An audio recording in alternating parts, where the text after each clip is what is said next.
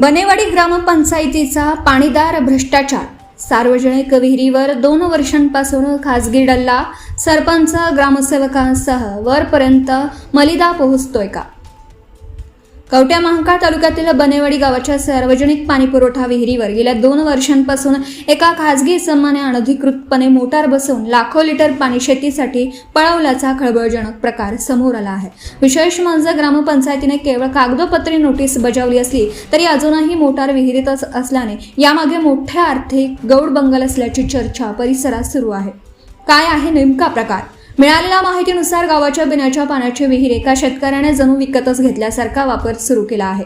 गेल्या 2 वर्षांपासून हा प्रकार उघडपणे सुरू असताना सरपंच आणि ग्रामसेवक गप्प का, असा सवाल विचारला जात आहे। केवळ तक्रार झाल्यावर नोटीस काढली गेली, पण त्या नोटिशीला शेतकऱ्याने केराची टोपले दाखवली आहे।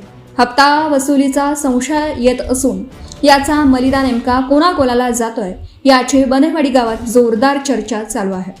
संबंधित शेतकऱ्याकडून दरमहा मोठी रक्कम वसूल करून सरपंच आणि ग्रामसेवक आपले खिसे भरत आहेत।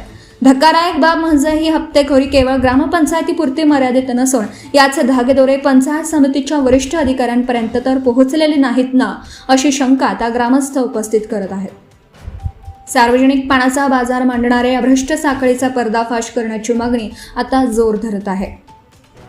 ताज्या बातम्यांसाठी पाहत रहा लोकसेवा Marathi news Kavathe Mahankal. Subscribe now and press the bell icon. Never miss an update.